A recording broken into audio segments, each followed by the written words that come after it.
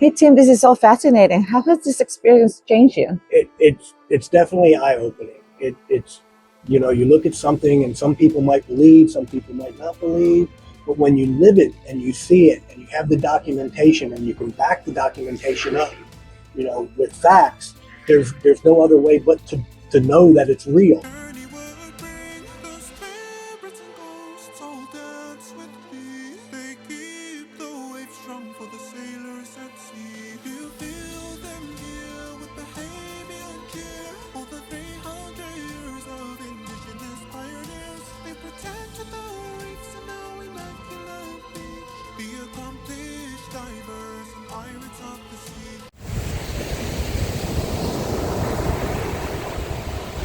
Hey Tim, thank you so much for meeting me here in beautiful Delray Beach. It's my pleasure.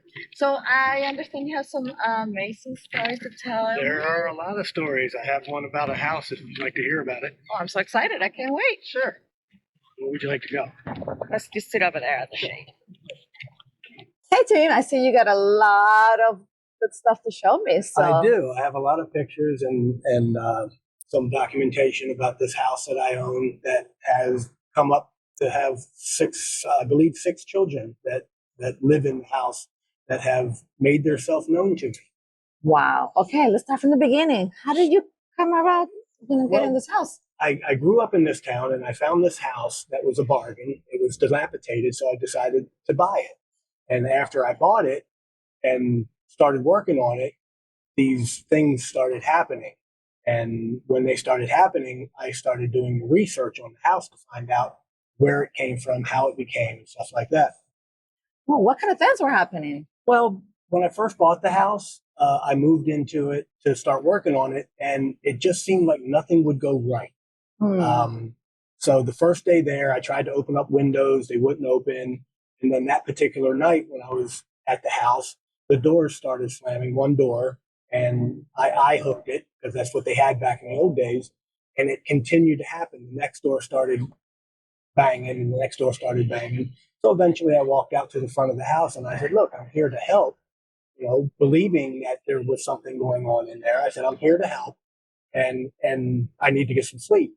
So the next morning when I woke up, all the windows would open up with no problem. And I started the day.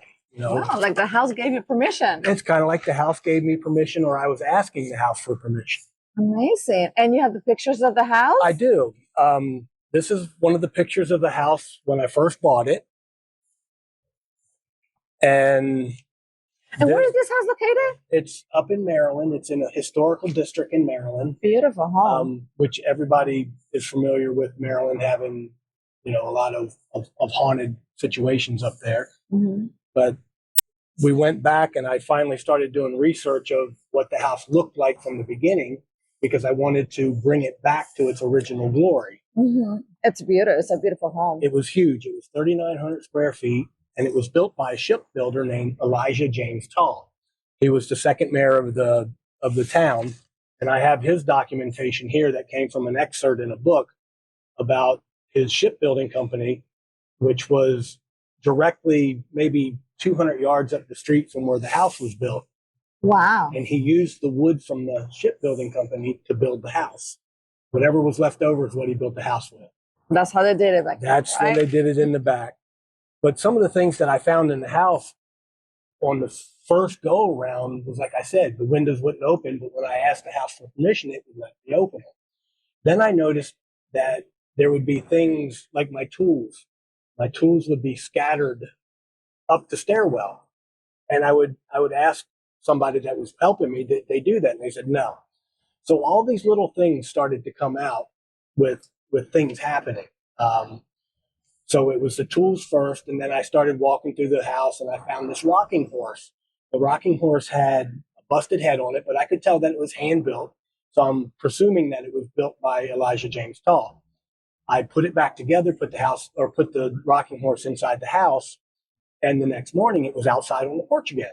It almost sounds like little things that kids would do, right? Little things that kids would do. And that's one thing that I heard when I was working is I heard electrical boxes being slid across the floor. So I walked up and they were in one corner, but they were in the next corner the next time. So obviously it was something small, some children or something like that. So that led me to look into the house's background. Up until this point, it was only owned by one person for 50 years.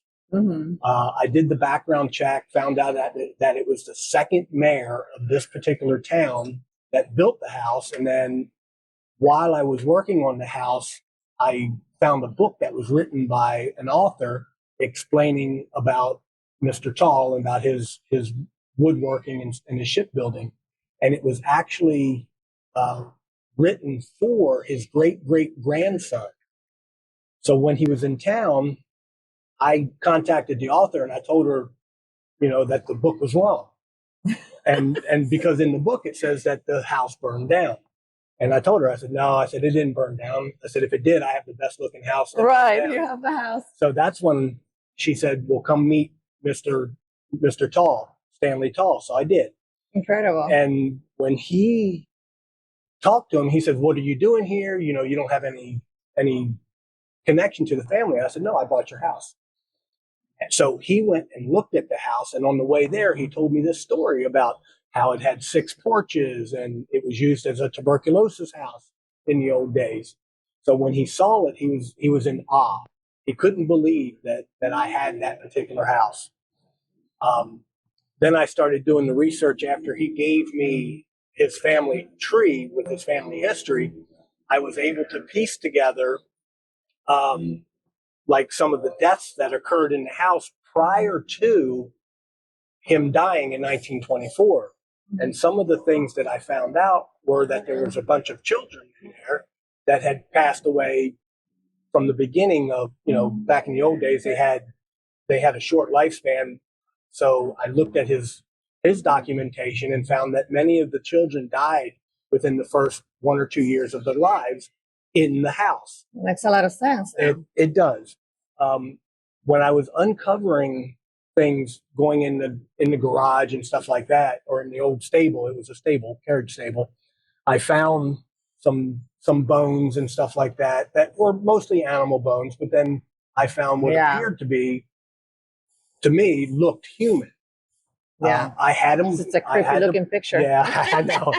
It was unnerving. I had the police come out and they looked at stuff and said, yeah, it could be not. But what I also found was when I was cleaning out that stable carriage, I took a picture of it. And it wasn't until a couple of months later that somebody noticed a figure up in the upstairs of the window. I see it. It's right there. Right? On the bottom left corner. Bottom left-hand side. Yeah. But it didn't make sense because the picture is somebody of about 7 or 8 years old. And until I got the documentation from Mr. Tull with his family lineage tree, wow, look at this. Being an older child that it looks like, I went back to Mr. Tull's paperwork and I found that this particular son died in 9 years in the house. So I did the research and found his gravestone in the local cemetery, which it looks like a 3, but I guess it was actually a 9, which explains why the child looks like a 9-year-old. Right, doesn't look like a toddler. It looks like a child. Look like a toddler. Yeah, that makes more sense. How's standing now? The house, it took me about 1.5 years to bring it from its original look, like this, and then after I took off the front end of it, I realized that this was actually the house that was built by Mr. Tull. And this is the picture of it this is a 1901 picture. Beautiful home. This is what it looked like a year after working on it. Wow. So I was putting it back original, but some of the things that were going on inside the house while I was doing the original stuff was I had to replace floorboards. One of the areas where I was replacing, I couldn't get it up. I tried using a skill saw, I used a chainsaw, and then my wife at the time brought me upstairs and we saw an orb. And she was like, I can't believe this. So we again explained to the house that, yes, it might be painful now, but I'm trying to put you back normal. And then the floor came right up with no problem. I was able to fix it. Tell me more about the orb. Well, it was interesting. I was downstairs working, and my wife, not in a panic mode, but like, Tim, get up here really quick. And I'm going, yeah, whatever. Because she was just upstairs sweeping. So I walk up the back stairs, which is the servants' quarters stairs, and halfway up the stairways, it gets really cold.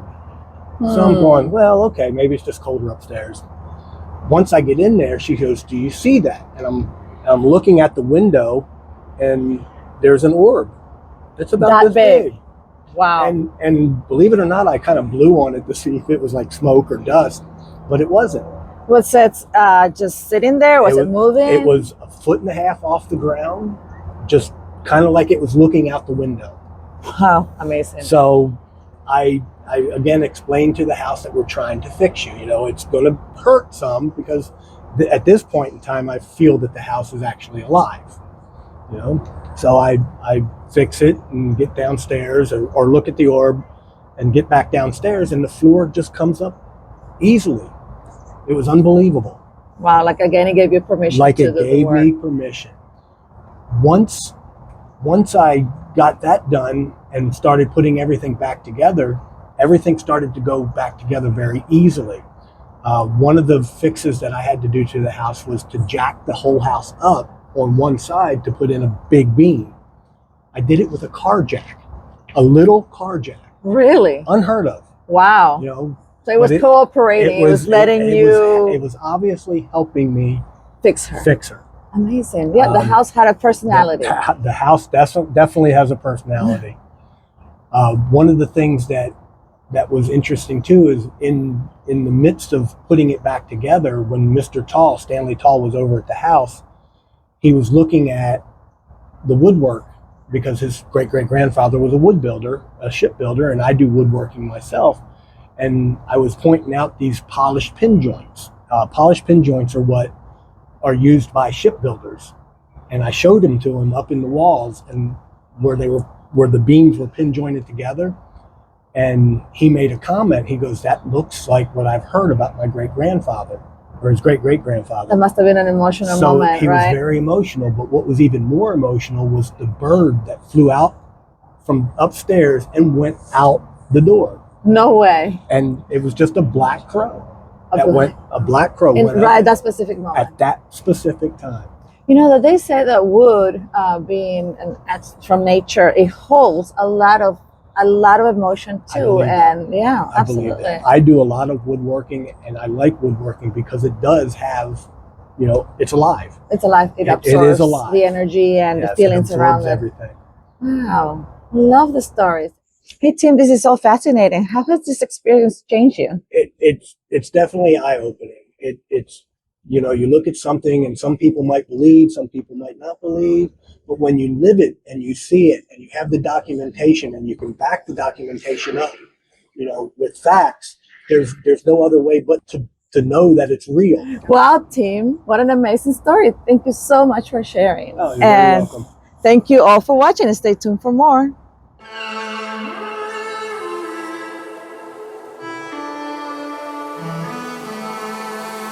Delray Beach, the village by the sea. From Michigan and Nassau, they paved the way for you and me.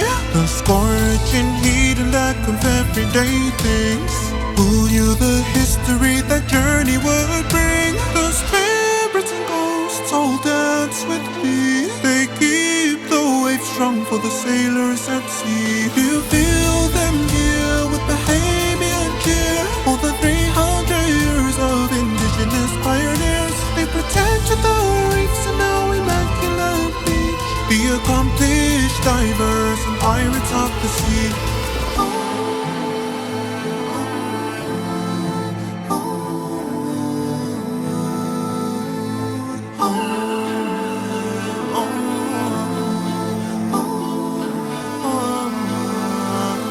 The scorching heat and lack of everyday things.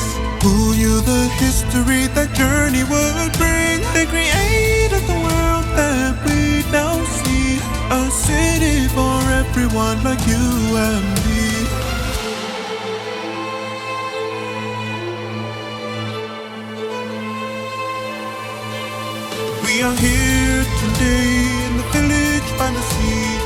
celebrate the settlers of Delray Beach. From the African waters through the Red Sea, it was the blended ancestors here before me.